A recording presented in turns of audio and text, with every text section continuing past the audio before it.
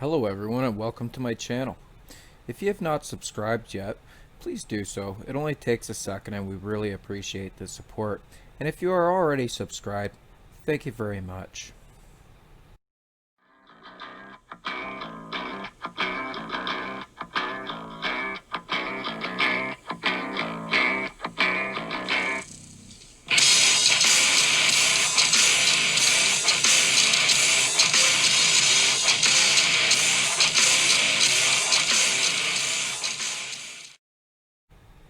So I've ran into a small problem with raising my baby clownfish, and that is that I had such a large batch the last time that I think this is way too many larvae for a 10-gallon tank.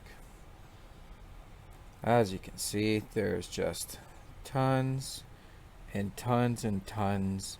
And what you see in the water is type L rotifers with them and some water tinting. But I think this is too many for one tank. So what I would like to do is split the tank. On my hatch rack, I have two hatch tanks. The one you see on the right hand side, this one here, it has some older clownfish babies in it. They're getting close to a month old, and I think what we're going to have to do is move them to the grow out tank. I have never got to this step before, so I don't really know what I'm doing, to be totally honest with everybody, but I think they're big enough and mature enough to move into a well cycled 20-gallon tank.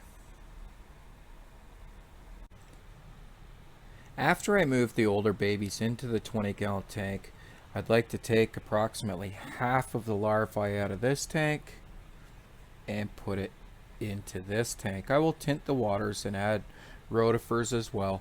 I'll raise them just the same. The only thing I will have to do different with this tank is I will have to disconnect the sponge filter, because if you try to run a sponge filter while you're running rotifers in the tank, the sponge filter cleans all the tint out of the water, all the rotifer food out of the water, and actually sucks the rotifers into the sponge. So this is my 20-gallon cycled grow out tank. Very simple, very simple. A hang-on back filter. There is an air stone there. I will add the sponge filter from their tank to here just to make sure that we are getting enough bacteria into the tank and getting enough filtration in the tank. And I have one lonely piece of live rock in here to help with filtration as well.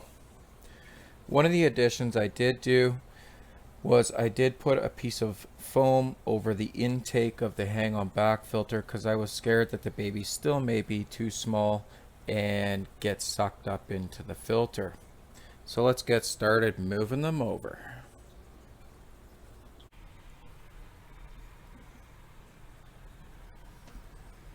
So this is the tub we're going to try to scoop them into to get them into the grow out tank, and we're going to try and do a count as we go. So I got a few here in this net. So we have 4, 7. Try to be careful. Don't want to damage any fry doing this.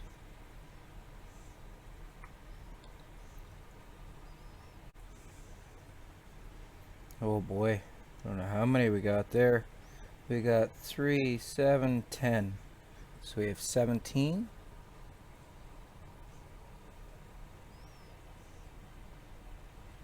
Six in that batch. So that gives us 23. 6 more in that batch. Gives us 29. We have 9 here, so that gives us 38. We have 12. So that gives us 50.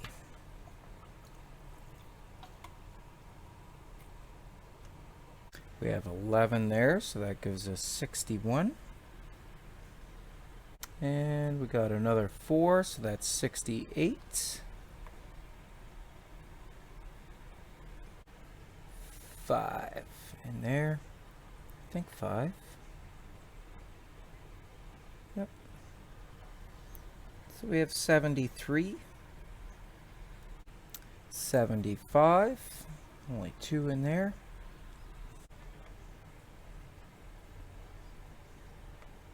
I got 1 in there. That's 80. I got 4, so that brings us up to 85.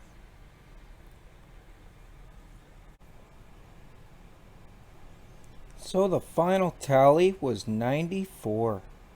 And can they ever get into a small little ball for that many fish? You wouldn't think it was that many, but it most definitely is. It's probably the best time to have a look at some of the different colors and patterns we have. We have a lot of different ones, that's for sure. I'm really liking the white ones. Really liking the white ones. But we'll get these guys over to their new grow out tank.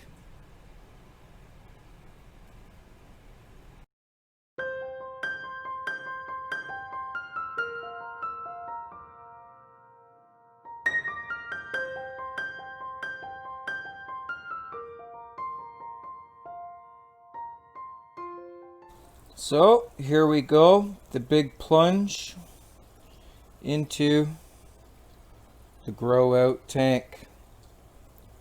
Now some of you may be wondering, should I be acclimating them to this tank or whatever? And I would say normally yes, but I've actually been using the water out of this tank for water changes into that tank. Temperature is perfectly the same, 79 degrees. And water chemistry is exactly the same as well. Ammonia tests have been done, come back clear, nothing. So I think we're just safe to go ahead. So here goes nothing. Hopefully they do good. This is a pinnacle moment for us. It's been a long time getting to here.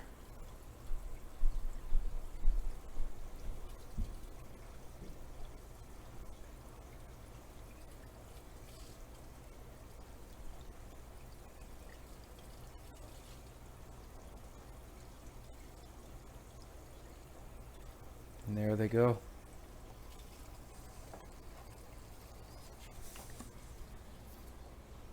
The rest is going to be history. I'm actually very nervous about this process. I hope they do okay. They don't look any worse for the wear so far, so let's keep our fingers crossed. So I've gone ahead and done a water change on this tank, and I've also enriched the tank and tinted it. As you can see, you can barely see the heater in the back. That's about how I like the tint in the tanks. I added a bit more to this one too. The rotifers are a bit light sensitive, so it is nice to give them a bit of tint. And sorry, the larvae, not the rotifers. But the rotifers are in the tank and they need to be fed too. If they're not fed, then the larvae aren't going to get their nutrition. So I think what I'm going to try and do to get larvae out of that tank and into that tank is I think I'm going to use my sieve, and I'm just going to scoop them out. That should get me lots of rotifers out of this tank as well. The rotifers are breeding in this tank, and there's too many. And also hopefully I can get a whole bunch of the larvae and get them moved over to the other tanks so they have a bit more room to grow.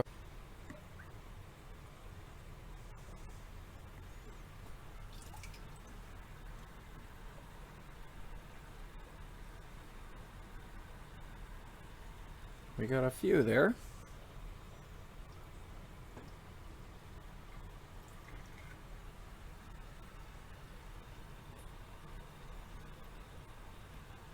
Few more. I think we should do at least 1 or 2 more scoops here. Yeah, we'll get a whole bunch in this scoop here.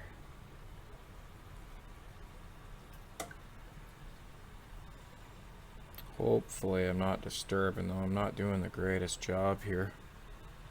I think we'll stop there. Not sure, I've never transferred larvae, so I'm not sure how this is going to go. So we're just going to add some more rotifers to this tank and see how they're doing in the morning. They seem to be moving around. They seem maybe not quite as, I don't know, pretty close to the same. Hard to say.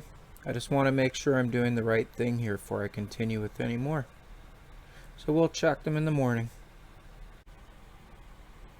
Well, I haven't waited till morning, and I did just feed them some rotifers and some Hikari first bites, and they're eating and looking okay.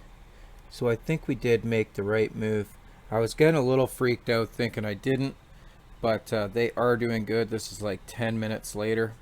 They're doing fine. I got the canopy on, and I will shut the tank down for the night. And I'll get the canopy back on this tank and get it shut down for the night too, because everybody seems like they're doing a-okay.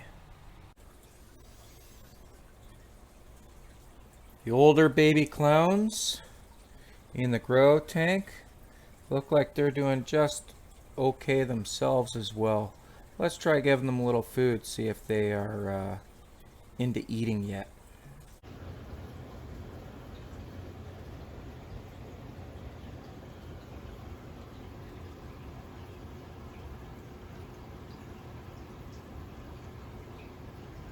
Everybody seems to be eating well. I would call this a success.